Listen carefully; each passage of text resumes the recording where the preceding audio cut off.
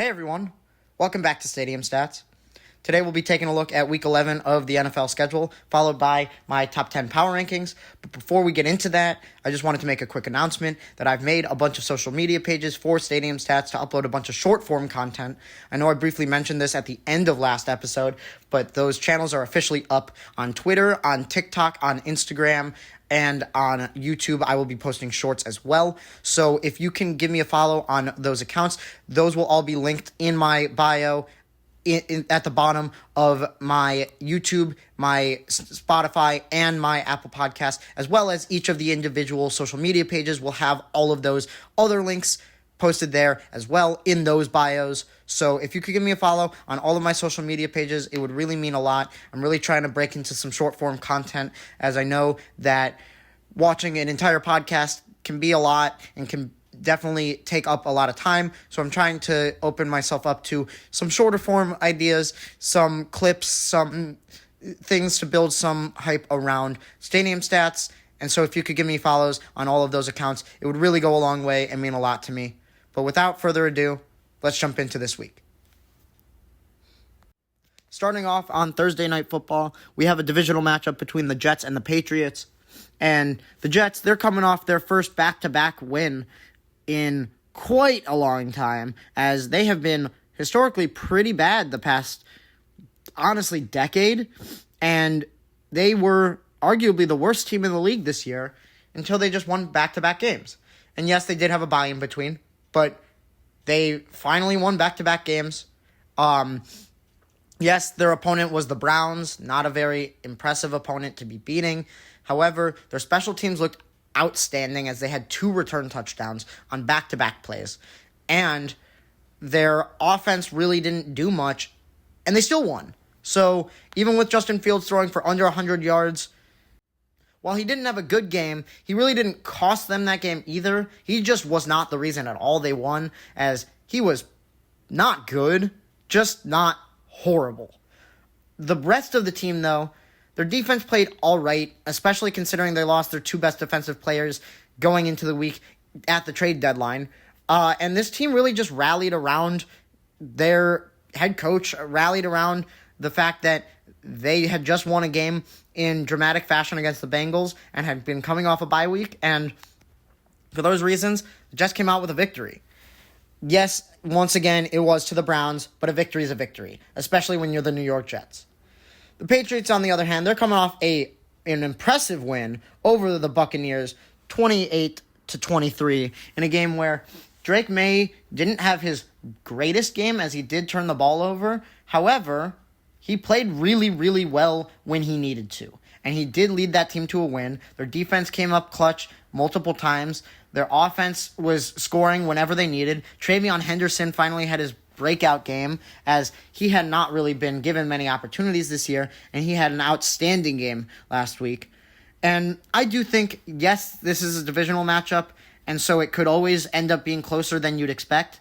But the Jets are not a good team, despite being on a 2-game win streak, and the Patriots are on a 7-game win streak. I think the Patriots should win this game.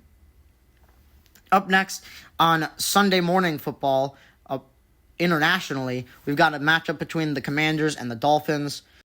The Commanders got dominated by the Lions on Sunday afternoon, 44-22, in a game where, yes, they're without Jaden Daniels, and their season is arguably over. Their record's really not good. Their defense has been really bad all year. But they just looked really bad in this game. It was never close, and the Lions ran away with it immediately. The Commanders are not a very good team this year. It's been a very disappointing season, especially given all the hopes they had after their outstanding year that they had last year. But the Commanders are not a very good team. And with that being said, nor are the Dolphins. But the Dolphins came off a dominant divisional win, 30-13 over the Buffalo Bills, in a game where it was their first win against the Bills in over 1,000 days. And it happened in dominant fashion in a year where they've been a lost cause. They just fired their GM, and the team seemingly rallied around the fact that they are excited for the future. They want to beat their divisional opponents. They want to ruin their divisional opponents' opportunities at having a better seed, especially considering it's the Buffalo Bills. And they ended up dominating in that game. It was not close at any point. Devon Achane ran away with that one, and their defense played pretty good too, as Josh Allen really struggled in that game. I do think both the Dolphins and the Commanders are poor teams, and I do think this will come down to whether Jayden Daniels plays or not.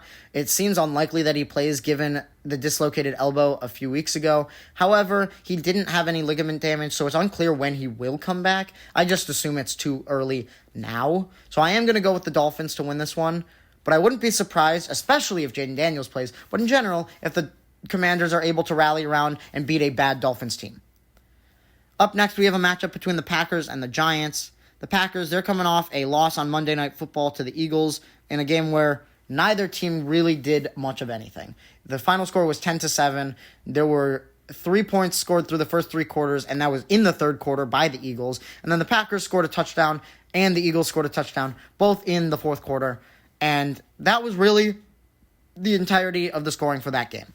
The Packers' defense looked fantastic, really held the Eagles to a struggling effort as they scored 0 points in the first half. But their offense struggled just as much as the Packers scored 0 points through the first 3 quarters.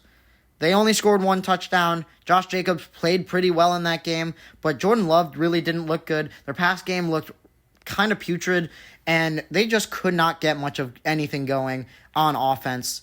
The Giants, on the other hand, they're coming off a loss to the Bears in a game where they lost 24-20 and followed it up immediately the next day by firing their head coach, who has been unable to hold leads.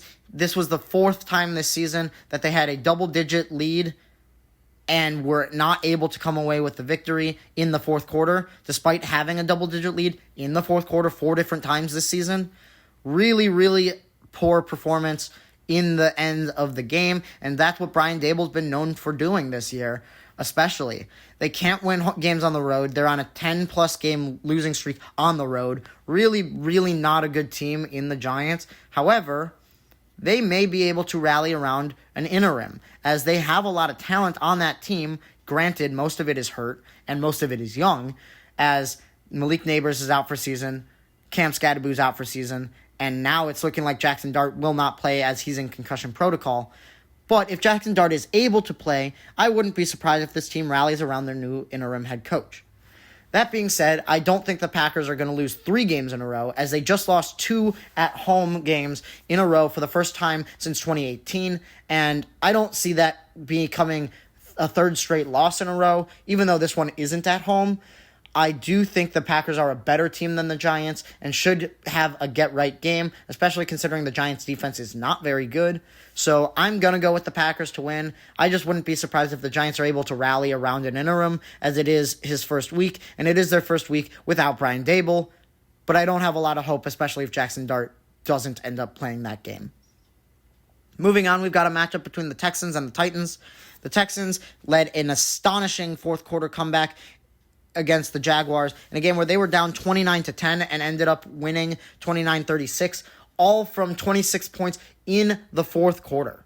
They played outstanding in that game, scoring 4 fourth quarter touchdowns with a backup quarterback and defense, and just looked really good right at the end when it mattered most. The Titans, on the other hand, they're not a good team, and that's been known all year. They're coming off a bye week, which I don't really think is going to make much of a difference for anything, as they have been one of the worst teams in the entire league, if not the worst team this year. So I am going to go with the Texans to win in a divisional matchup because they are a better team. However, seeing as neither of these teams have been dominant, the Texans may be without C.J. Stroud again, and it's a divisional matchup. I would not be surprised if this went in favor of the Titans, at least for part of the game. But I do think the Texans, especially after a dominant fourth quarter against a divisional opponent last week, should be able to come away with a victory, or at least battle very hard to come away with that victory right at the end. And so I am going to go with the Texans as the more likely team to win, but you never really know with a divisional matchup, especially considering neither team has a winning record or has been very good this year, and the Texans maybe with a backup quarterback, but I still do have more faith in that Texans team led by Davis Mills than I do in the Titans in general. Moving on, we've got another divisional matchup, this one between the Panthers and the Falcons. The Panthers, they're coming off a loss to their division opponent, the Saints, in a game where They did not play well. They lost 17-7. Their offense couldn't do anything. Not even Rico Dowdle, who's been the star of the show all year, could really do much. And Bryce Young just continues to look kind of pedestrian. He's not been very good this year. And they lost to a bad Saints team who only had one win. Really, really poor performance, especially coming off the victory over the Packers in a game where Rico Dowdle was running everywhere. Their defense looked dominant, and yet they let up more points to the Saints than they did to the Packers the week prior. The Falcons, another divisional opponent of the Panthers, got beat on Sunday morning internationally in Germany against the Indianapolis Colts in a game where they went to overtime. They played that game pretty impressively, as they were not expected to be in that game for a lot of it. Yes, the Colts had a rough showing the week before, but everyone expected the Colts to have a bounce-back game, and Jonathan Taylor did. But the Falcons had 7 sacks on Daniel Jones, and unfortunately were not able to come away with that win as they lost in overtime to a Jonathan Taylor touchdown. But if they could get their run defense going, they would have stood a very good chance in that game, as Daniel Jones did not look very impressive. The Falcons' defense can be pretty good, although their run defense got destroyed by Jonathan Taylor. And while the Falcons have been an inconsistent team, so have the Panthers. So this game is very unclear as to what is going to happen, as it is a divisional matchup where you can rarely predict the outcome in the first place. And these are the teams in second and third in their division who have both been incredibly inconsistent. It's very easy to tell that the Buccaneers stand the best chance of winning this division and the Saints stand the best chance of losing this division, but where the Panthers and Falcons fall in the middle of those two teams has yet to be seen, as they have both been inconsistent, both have relatively high upsides, but relatively low floors. And while the Panthers have a better record than the Falcons, I am going to go with the Falcons to win this one, as I do think they have more talent on that team, and I do think that if they're able to stop Rico Dowdle even a little bit, the Panthers really haven't been able to do much on offense outside of Rico Dowdle. So I think the Falcons, with the amount of pressure they've been putting up on defense, should be able to come away with a victory. But I really don't know. This game could really go in either direction, and it's kind of a crapshoot, but I'm going to go with the Falcons to win. Up next, we have another divisional matchup, this one between the Bears and the Vikings. The Bears, they're coming off a win in a comeback over the Giants, 24-20, in a game where they were down 2 touchdowns with 4 minutes left in the fourth quarter and ended up scoring 2 touchdowns right at the end, thanks to Caleb Williams being clutch in the moments where he was needed and really just carrying that team on his back, as most of the receivers in that game were dropping balls left and right, and Caleb Williams was seemingly not very happy with it, as he was playing his best and the teammates around him were not helping him. But when it mattered most, he put the team on his back, ran the ball in for a touchdown and passed for a touchdown all within the last 4 minutes, and ended up winning that game as their defense came in clutch when they needed them to and stopped the Giants at the end. The Vikings, on the other hand, they're coming off a loss to the Ravens in a game where they did not look very bad, but they also had a really poor second half performance, as they were leading in the beginning. They were up 10-0 at one point and ended up losing that game to the Ravens with a final score of 27-19. The Ravens were able to come back and win, as their offense has been very dominant, and the Vikings defense kind of collapsed there. But the Vikings offense is the real problem here, as the Vikings have not been able to do very much on offense. They started off relatively strong, and then J.J. McCarthy ended up having a really rough game from there, as he threw 2 interceptions, both of which were really poor, and while their defense started off strong, it really did not end strong, as Lamar Jackson kind of had his way with the team, with the Vikings defense right towards the end of the game, and was able to come away with that victory. The Bears and the Vikings both have been inconsistent this year. Both are decent teams, but neither has been very dominant this year, as both teams are coming away with wins when they need to, but the Bears, while they have a winning record, have not been dominating games. They're coming away with wins at the end. The Vikings have a few wins that they've earned themselves at the end of games, including the last matchup between the Bears and Vikings, where the Vikings were able to come back at the end of that first of week 1 game and win that game despite the Bears leading the entire time. J.J. McCarthy had a big part to do in that, and yet ever since week 1, he has not looked good. Yes, he's missed a lot of time. Yes, he's basically a rookie as it's his second year, but he missed the entirety of his rookie year. And yes, they have a lot of weapons, but he has not been taking advantage of that. And it does concern me for the Vikings offense. However, the Vikings defense is seemingly better than the Bears defense, as the Bears defense has been very opportunistic with turnovers, but outside of that has really struggled. So I do think this will be a very close game, especially considering it's a divisional matchup. But I do think the Bears end up coming away with the victory in a bounce-back game from their last matchup. I think they're going to really have their heads on straight, especially considering Ben Johnson has typically dominated Brian Flores in their matchups when Ben Johnson was on the Lions. And so it would be really frustrating for Ben Johnson to have 2 losses to the Vikings this year after really not having lost to the Vikings in his entire coaching career with the Lions. That being said, I do think it'll be close, but I'm going to go with the Bears to win in a game where they should be able to continue their win streak. They should be able to continue performing well on offense. It just really comes down to, can that defense be opportunistic, and can the Vikings offense even do anything? And that comes down to J.J. McCarthy and the Bears defense. So I think that's where this matchup comes down to. Let's see how it plays out, but I'm going with the Bears to win. Moving on, we've got a matchup between the Chargers and the Jaguars.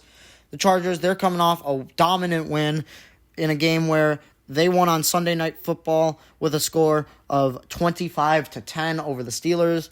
They dominated that whole game. Their offense looked fantastic. Their defense looked fantastic. The Steelers couldn't really do much of anything. Aaron Rodgers looked pedestrian, and just all-around great performance.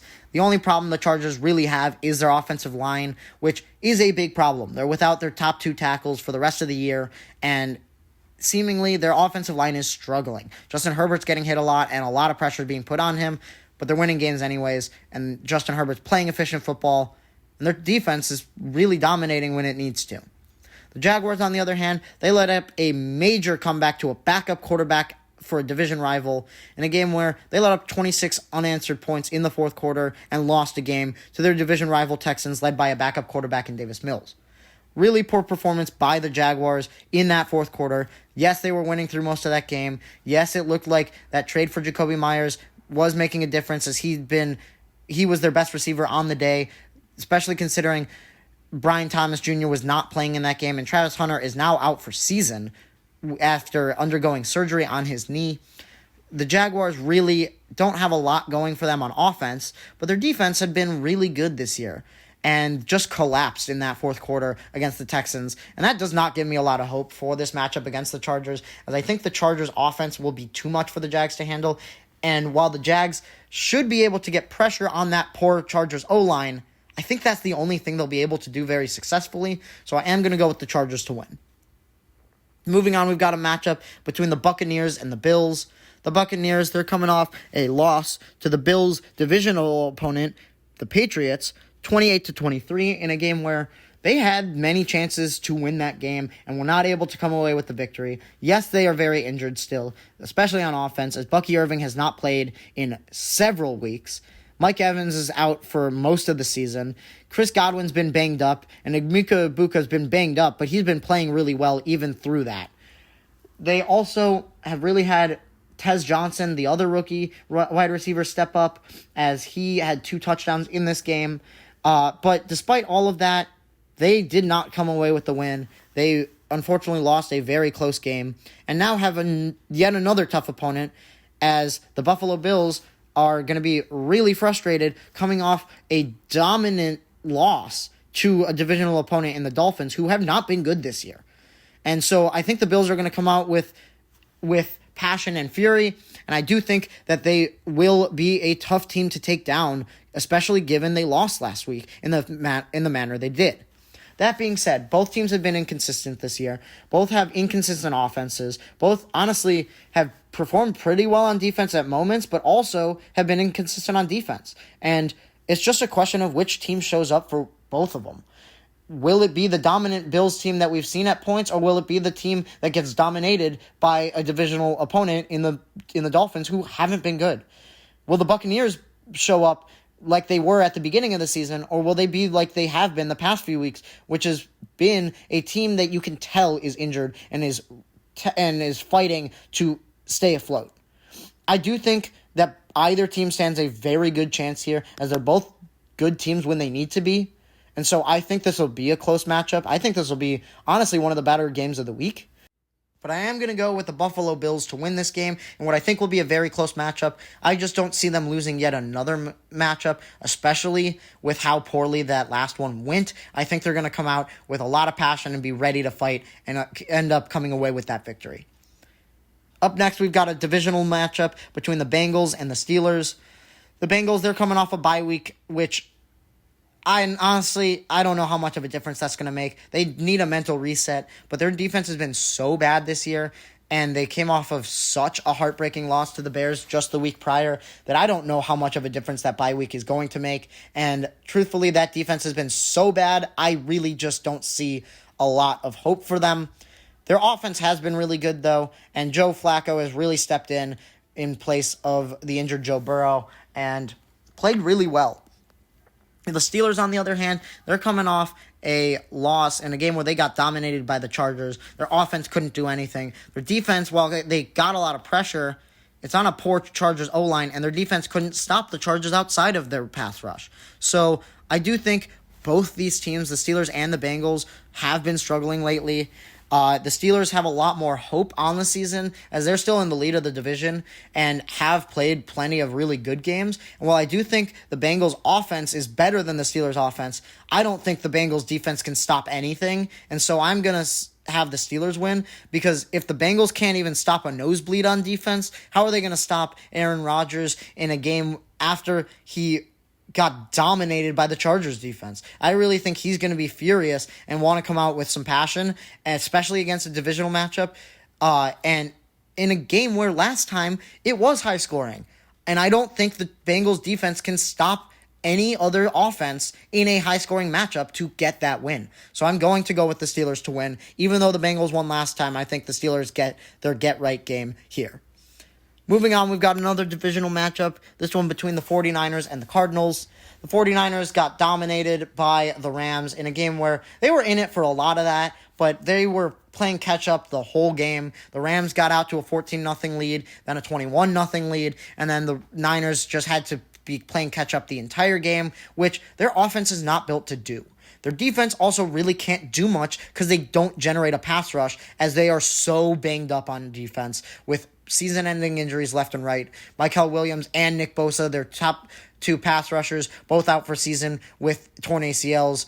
And yes, Bryce Huff was back in that game, but he really didn't make much of a difference at pass rush because he has nobody on the other side helping him.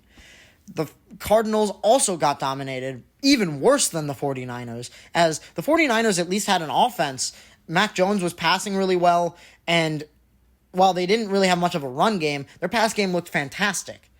The Cardinals had little of anything going for them, as they were down 28-0 just 16 minutes into that game. There was a minute into the second quarter, and they were down 28-0 to their divisional opponent, Seattle Seahawks, and were able to come back to an extent, but never made it close. And the Seahawks really seemingly just didn't care because they knew they were going to win that game so well.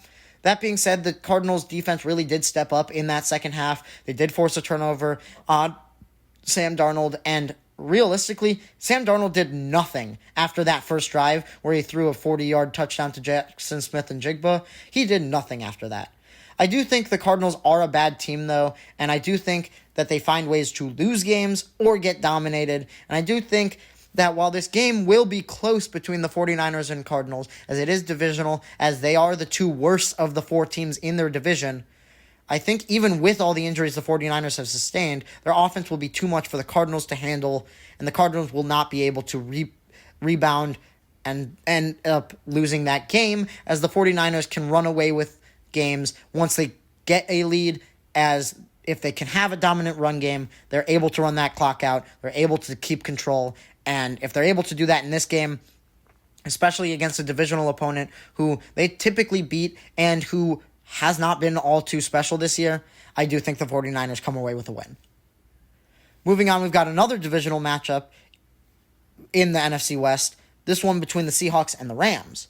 The Seahawks coming off a dominant win over the Cardinals, and the Rams coming off a dominant win over the 49ers.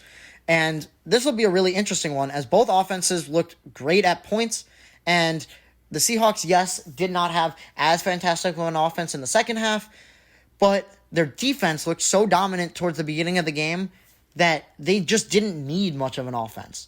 They really were just carried by the early lead into a couple defensive plays, back-to-back touchdowns on defense for DeMarcus Lawrence, unbelievable plays by him. And so the Seahawks came away with a dominant victory. And the Rams, their offense got off to a hot start, then slowed down as the 49ers were able to really come back into that game.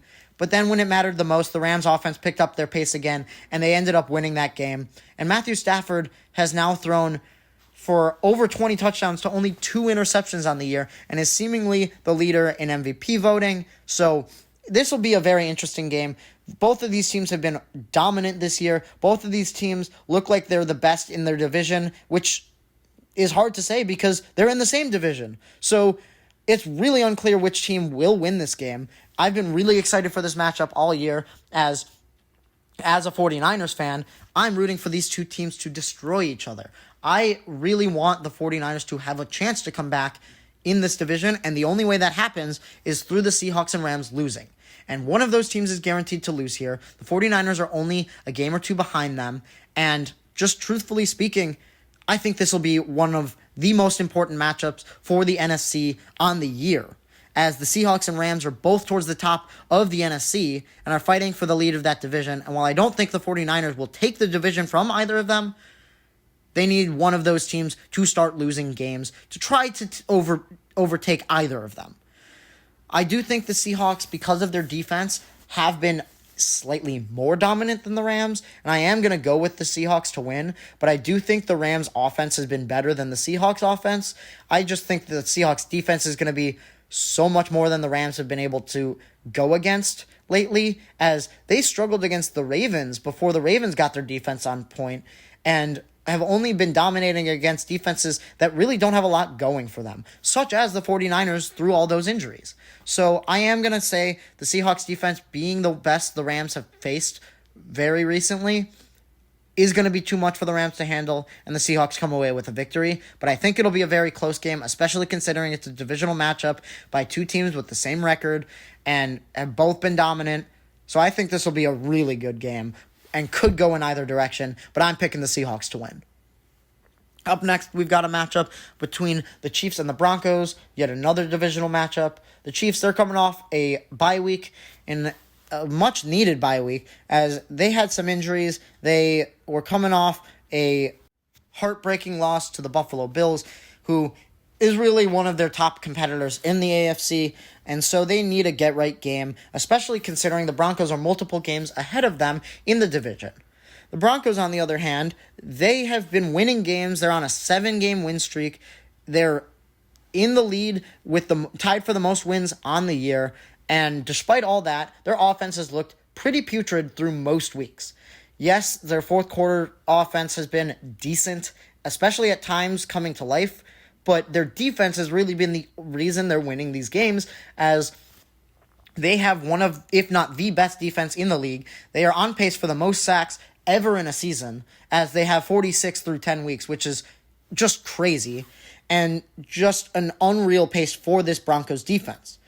The Broncos were able to barely sneak out a win, 10-7 over the Raiders on Thursday Night Football, and that was a divisional game that they should have been dominating in a lot more than they will be against the Chiefs. And so therefore, I think this game, while it could go either way, I'm leaning towards the Chiefs to win this one, as even though they have a worse record, their defense is going to be more than the Broncos have been able to handle lately on offense.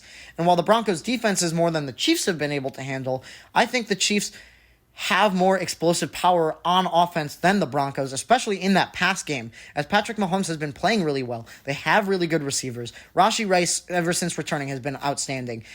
And while their run game is really not there, their pass game has made up for it in every way it possibly can. And so I'm going to go with the Chiefs to win in a close divisional matchup, but a game that the Chiefs really need to win if they want a chance to win this division. And I think it's a game they're going to be determined to win and will end up coming away with a victory.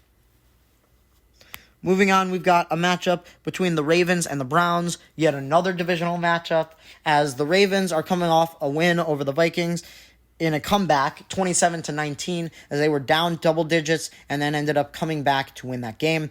The Ravens really have seemingly gotten back on track since Lamar Jackson came back from injury, as their offenses looked significantly better. Derrick Henry's looked better. Lamar Jackson has played really well since coming back from injury and has honestly played the best in the games he's played of maybe any quarterback all year, as he has the highest passer rating on the year. He's just missed some time, so that's why he's not in the lead for the MVP voting, but he's still in the conversation despite missing significant time. The Browns, on the other hand, they're coming off a loss to the Jets in a game where their special teams looked putrid. They let up back-to-back special teams touchdowns to the Jets. They let the Jets win with Justin Fields having around 50 passing yards. Their defense played really well against the pass, but not against the run, as Breece Hall ran all over them, and that was all the Jets needed to come away with a one-score victory. I do think the Browns are a poor team, and I do think that they find ways to lose games. Their offense really can't do a whole lot. Yes, Quinshon Judkins has been pretty good for them, but they really don't have a lot else going for them on that offense. And I do think the Ravens are a significantly better team in a game against a divisional opponent where they need to be stacking wins. The Ravens cannot be affording to lose more games after the rough start they had to the year. And so if they want to come away with a victory in that division, they need to be winning the games that are in front of them, the games that should be easy for them to win, such as a divisional opponent against a bad team in the Browns. And so therefore, I'm going to pick the Ravens to win this game. Yes, the Browns might put up a fight, as their defense has been pretty good this year, but I don't think their offense can keep up with the Ravens. Up next on Sunday Night Football, we've got a matchup between the Lions and the Eagles. The Lions, they're coming off a dominant win over the Commanders, 44-22, in a game where Dan Campbell called plays for the offense, and that offense looked so much better. Yes, Dan Campbell had his bifocal glasses on as he was reading his sheet to call those offensive plays. And it was quite the funny sight, as Dan Campbell has not really called plays for offense, but without Ben Johnson, their offense had been significantly worse. And so Dan Campbell taking over as play caller seemed to make a big difference in that game, as their offense scored 44 points. Just a really important and impressive performance by that Lions offense. Their defense also was able to stifle the Commanders. Granted, that was with a backup quarterback, but the Commanders put up 22, only half the points the Lions did, and were never really in that game. So the Lions did have a pretty dominant performance. The Eagles, on the other hand, are coming off a win 10-7 over the Packers on Monday Night Football in a game where there was no offense at all in the first half, 0-0 score going into half. And while the Eagles did score a field goal in the third and eventually a touchdown in the fourth, outside of those two drives, there was no offense for them at all this game. And while their defense played dominant, they need more complementary football from that offense, as they cannot be relying exclusively on the defense in a game against the Lions, who have a high-scoring offense.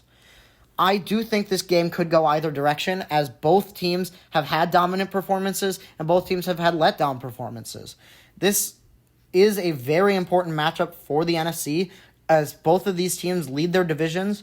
The Eagles have the 1 seed, and the Lions currently have the 3. And so, because of that, it's very important for both of these teams to come away with a victory, and both teams are going to be fighting very hard for that victory.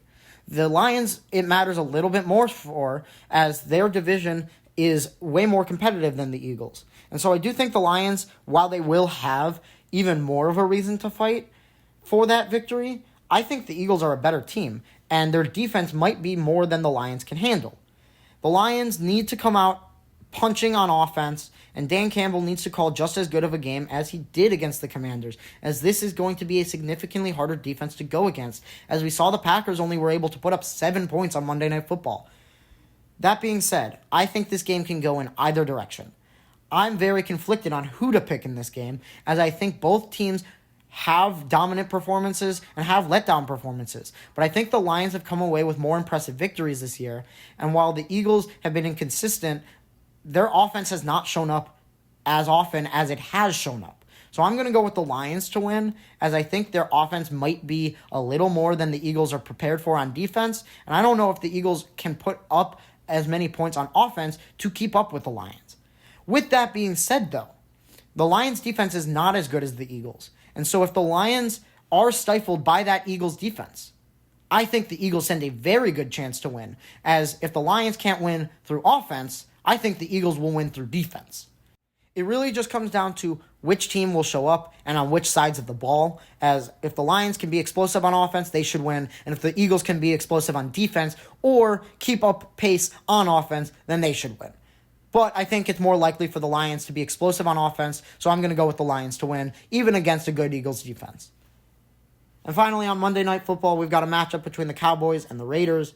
The Raiders, they're coming off a loss 10-7 on Thursday Night Football against a divisional opponent in the Broncos, in a game where they missed a game-tying field goal. Brock Bowers really didn't do much of anything outside of one big catch, and Ashton Jeanty led to an interception as he bobbled a ball that should have easily been caught on a check down, and this offense just looks putrid. Their defense really stepped up, though, against a divisional opponent in the Broncos who don't have the best offense, but have had high moments on offense. And despite that, the Raiders' defense really stepped up and held them to 10 points, but their offense just couldn't do enough to keep up. The Cowboys, on the other hand, they're coming off a bye, in a much-needed bye at that, because they've been losing games that some of which they should be, some of which they shouldn't be, but their most recent game was an abysmal performance where they lost 27-17 on Monday Night Football to the Cardinals, who hadn't won a game in over a month at that point.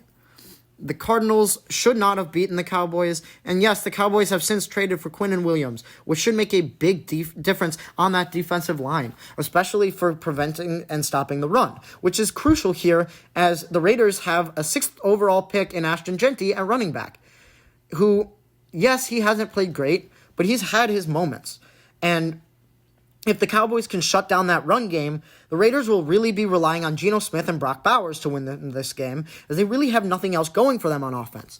And Geno Smith has been inconsistent at best, so if Brock Bowers gets shut down even in the slightest, they really don't stand much of a chance, and that's why I'm going to go with the Cowboys to win. I think the Cowboys' offense will be more than the Raiders can keep up with. And while neither defense is great, I think the Cowboys' defense will be better than it has been with Quinnen Williams at the helm at defensive tackle. And I think that'll make a big difference in the Cowboys' run defense and ultimately can win them a game against the Raiders.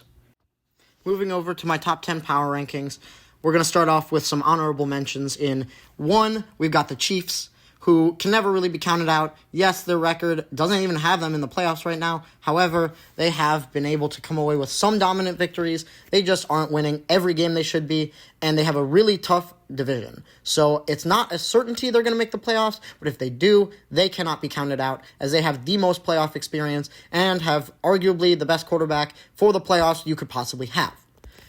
Another honorable mention is going to go to the Texans, who, yes, they don't have a winning record, but their defense has been so dominant all year, and their offense showed some spark against the Jaguars in that fourth quarter, proving that they can win games, even in comeback fashion, where they need an offense, as they did it with a backup quarterback. So let's see what they can do when CJ Stroud is back, and see if they can turn this season around.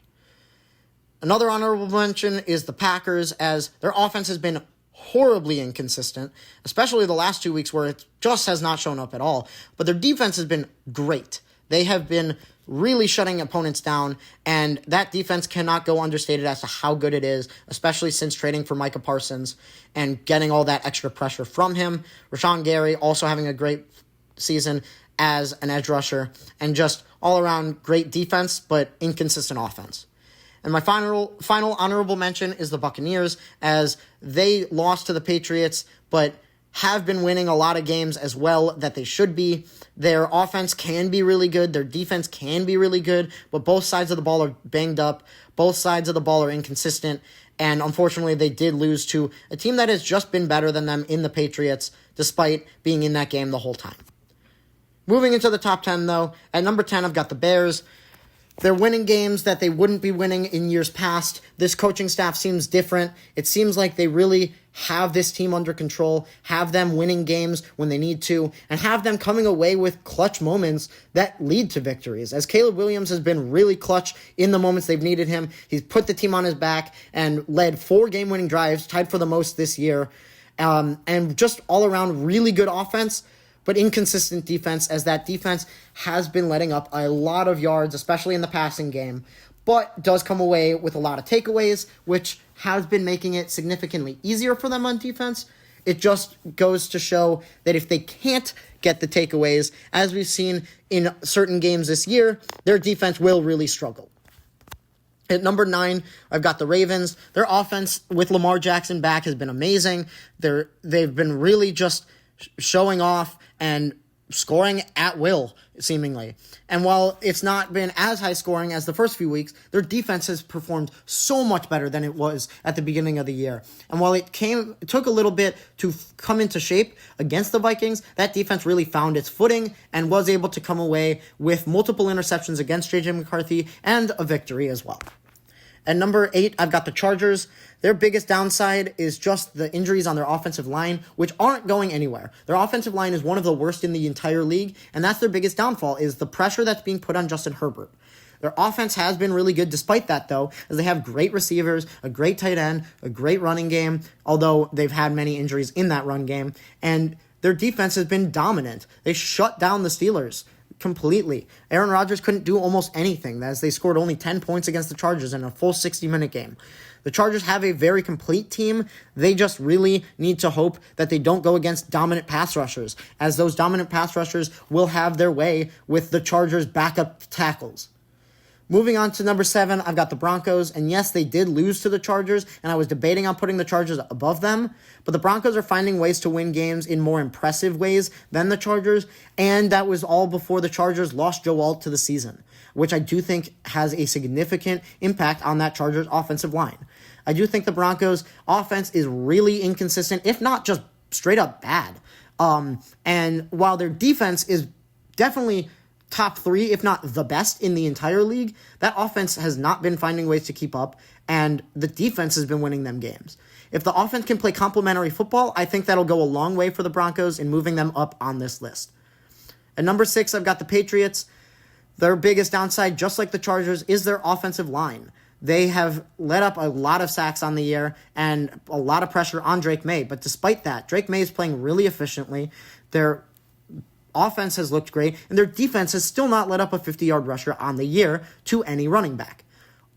Just crazy. Absolutely insane stat on defense. And the Patriots are winning games. They're on a huge win streak, and I don't see that going anywhere, as their schedule only gets easier from here. Moving on to number 5, I've got the Colts. They've been playing inconsistent in the past few weeks, but they found a way to win off the back of Jonathan Taylor in overtime against a Falcons defense that really dominated them most of that game with 7 sacks. The Colts offensive line really needs to pick up their pace, as they started off as the most dominant unit this year and have not played well in the past 2 weeks, as they let up plenty of pressure against TJ Watt and the Steelers and then let up 7 sacks to the Falcons.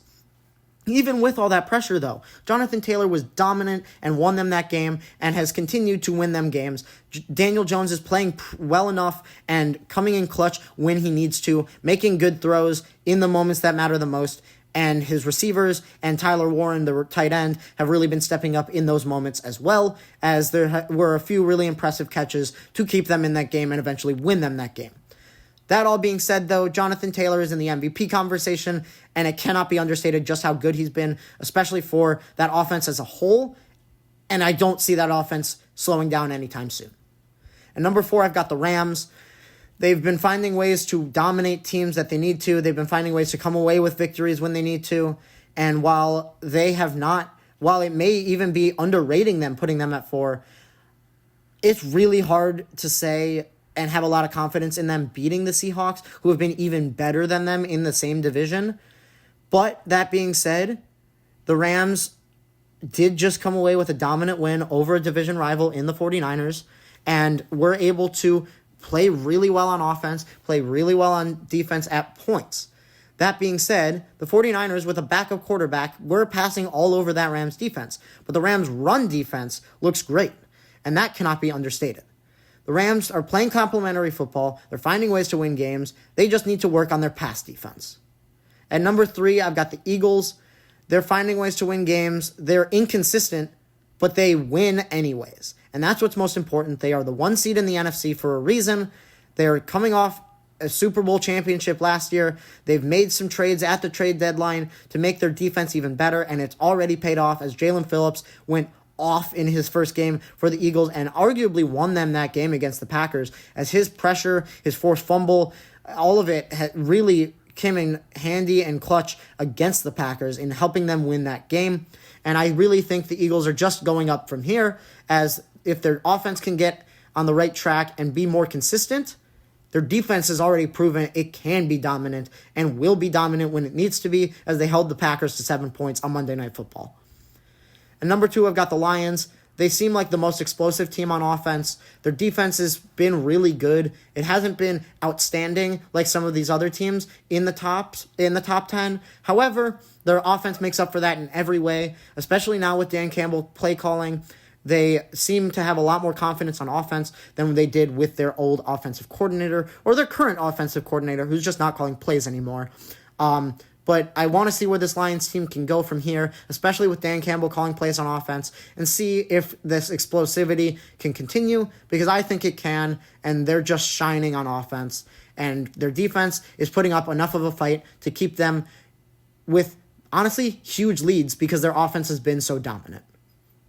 And finally, at number 1 is the Seahawks. They've been the most dominant team on the year. They were up 28-0 in 16 minutes of gameplay, and just outstanding team all around.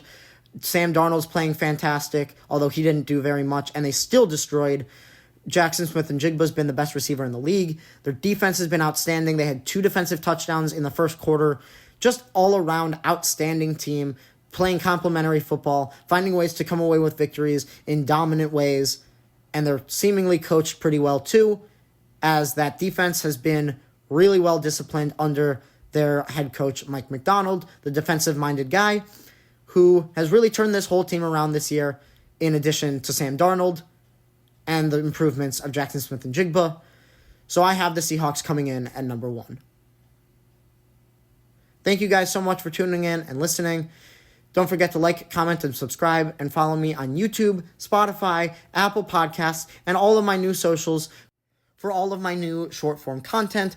Those videos have been around a minute, maybe even a little less, for all of those uploads, and they are being uploaded on Twitter/X, on TikTok, on Instagram, and on YouTube.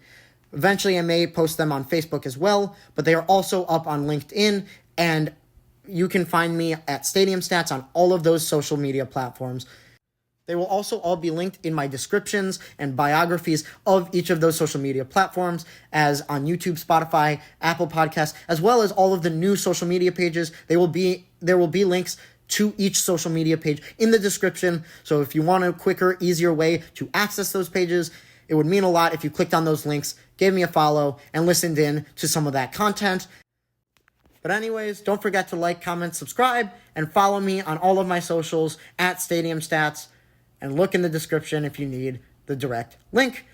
But yeah, thank you so much for your support and tuning in. And I'll tune in with you guys next time. Have a good one. Peace.